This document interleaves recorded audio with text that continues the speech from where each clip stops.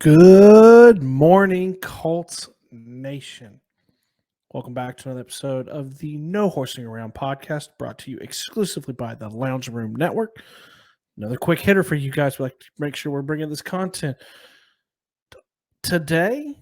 Really quickly, first, rate, review, subscribe, share, follow. We have been blown away, Zach and I, on you guys.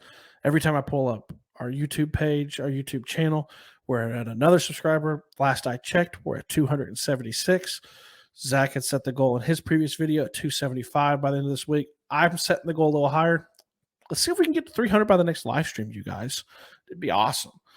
Just make sure that you're smashing that subscribe button, that you're teabagging it like Big Q style. He's up in our top left corner. He's staring at y'all this entire time, okay, to make sure you're doing it.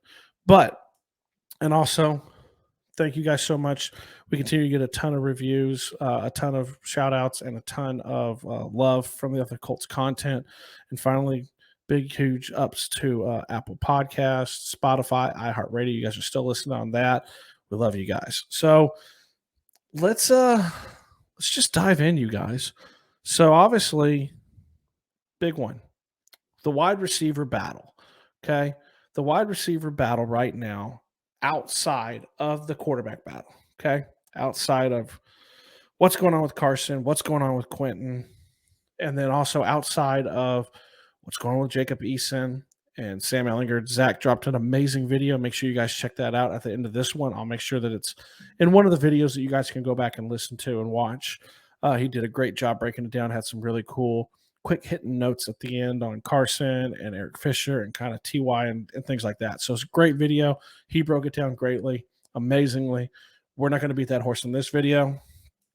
So outside of that, the wide receiver battle is probably at this point one of the most viewed ones that we've seen.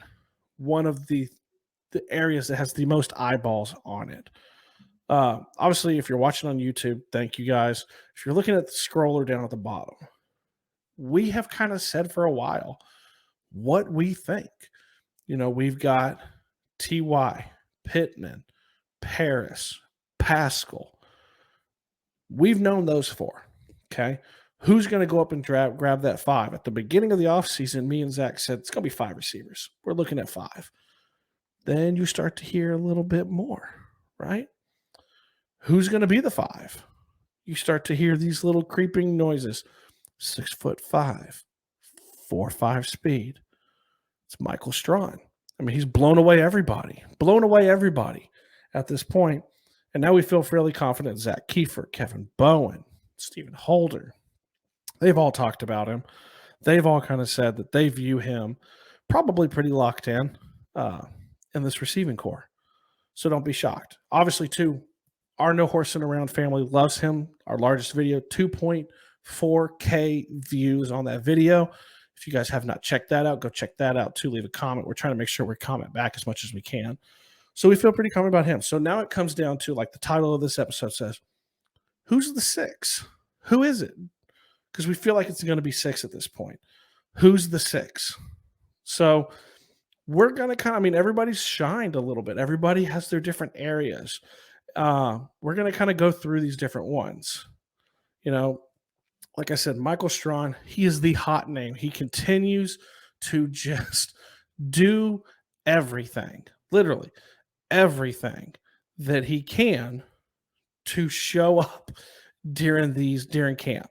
I mean, it's insane. It really, really is kind of crazy to watch him perform. I had somebody comment to us saying, you know, how did he slip to the 7th round? My response is, you really don't see a whole lot of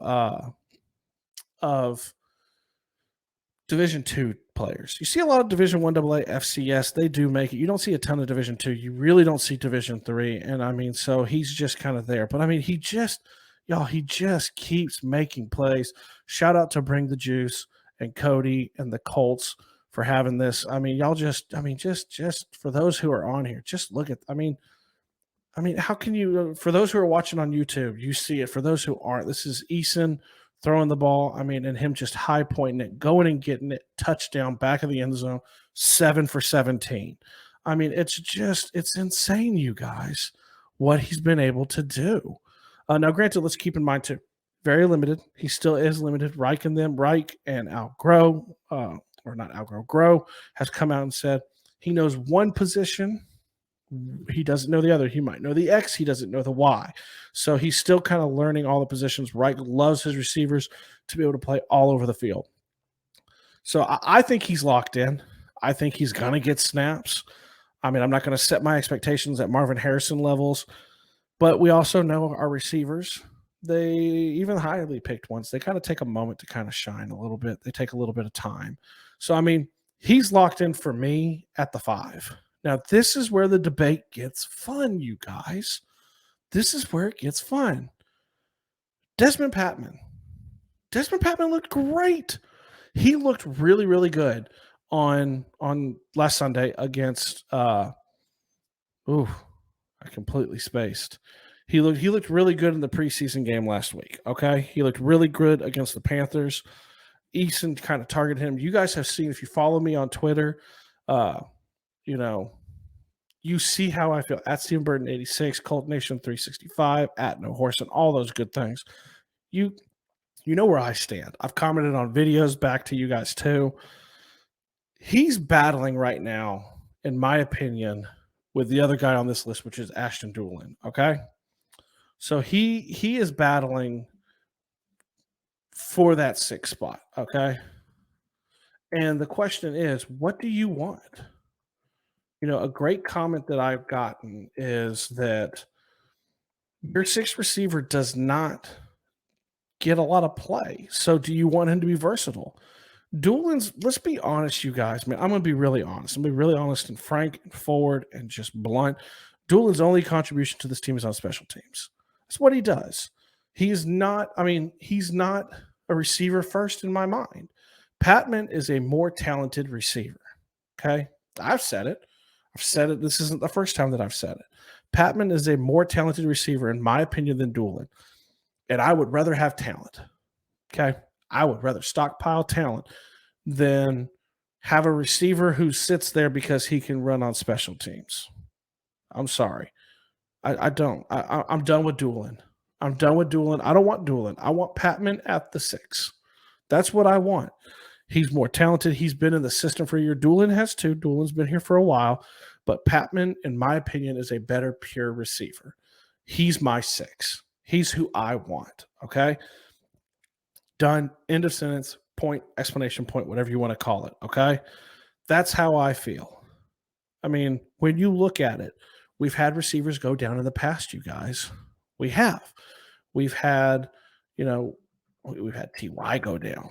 We've had Paris Campbell go down. We've had multiple receivers go down with injuries that put Pittman went down last year.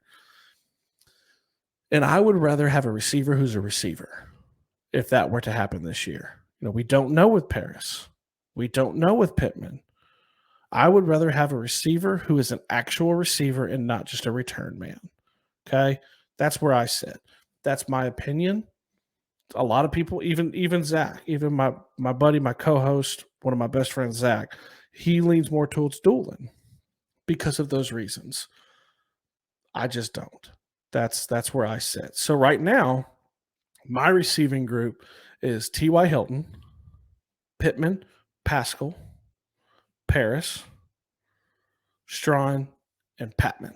That's where I sit. I think it's a really deadly group. You combine that with the tight ends, I think it's a really deadly group, really versatile group that could do amazing things. So I want to touch here on the end too, because we've gotten some requests about him. Tyler Vaughns has looked great. He has, but he's not going to crack this team. He's going to be a practice squad player. He's made big plays. He has made them against third stringers. He probably had one of the plays of the game in the preseason game last week, coming up with that massive catch from Ellinger near the end. I mean, dude's good, but he's going to end up practice squad. It's a casualty of numbers. It's a numbers game. I think he's one that you could easily cut and get through on the practice squad. The other ones, Patman and Strawn, I don't think you can. You're going to have to put them on the team. So as great as he is and as great as he's looked, I know he has a ton of chemistry with Pittman from their USC days. He's not going to make the team. I don't see it, you guys. So you're looking at a really fun battle. And that's kind of the cool news. Like as we go here near the end of this with the updates, as we look forward to this Vikings game on Saturday, it's coming like a lot of the starters are going to play. Ellinger's getting run with the starters. Eason's getting run with the seconds. We're going to have more starters out there. So we're going to have a much better idea of how this team looks. Ellinger's being set up, I think, to really shine in this game, being with the starters personally. But we're going to have those players in the game. You're going to see. I think it's really interesting with Strawn. Strawn obviously continues to be a storyline. He's taking snaps with the ones at this point, which is amazing. He's pulling these catches down that are ridiculous, that are against, J.C. Horn, are against Xavier Rhodes. I mean, these are legit corners in the NFL, you guys. I mean, J.C. Horn's, he's a rookie, but top 10 pick, first corner off the board. Dude's talented. Y'all know on this podcast how I feel about J.C. Horn. I loved me some J.C. Horn during the draft. So it's going to be a fun game. It's going to be a fun game to watch. It's going to be a fun game to react to. We're going to have a little bit more. Obviously, as we go into next week, too, we're going to have some more information on Wentz. We know as of the recording and as you guys are seeing this, that he is starting to rehab. We know he has been doing walkthroughs now for multiple days. So we're going to get a much better idea. My boy Zach is coming around, I think, to my side a little bit, that I think he plays week 1. I think I'm bringing Zach to the dark side. I think that's what's going to happen. But, all in all, a lot of great updates. Buckner was back. Quiddy was back at training camp today. Banagoo looked good again. I think Quiddy, his first day back, I think he had 3 sacks that day. Strong continues to look good. Paris continues to look good. Eason looked much better, much more confident coming out of this game now, where he's like, this is my job. I'm going to hold this down, and I'm confident because now I've played in a game. He had to knock that rust off. So all in all, fun week, man. Fun week looking ahead. Fun week talking, about this receiver battle. It's probably, like I said, one of the most looked upon battles, obviously, at this point in time with the Colts. So obviously, I say it at the beginning, I say it at the end. Please, you guys, make sure you are hitting that subscribe button. Y'all know what to do. He's right there. He tells you what to do. It's Big Q style. Make sure you hit that. We want to get to 300. We'd love to get to 300 subscribers by the time we live stream this weekend. Probably on Sunday night again. That's when we always look to do it. We just love you guys, man. We love the interaction. We love having you guys to talk to. We are actually talking about making our live streams more fan-centric, having you guys really toss stuff in. We had a great interaction last time. So if you like this video, make sure, click the videos at the end. Go watch the Mike Strawn video. Go watch the one about Carson not Wentz. Well, we did a Wentz one, but go watch the one where it's Eason Ellinger round 2. It was a great video. Got a ton of response from you guys. Make sure you guys are doing this, man. We love you. We're just humbled every day. So in the end, I love you. I know Zach loves you. I'm out of here. Peace.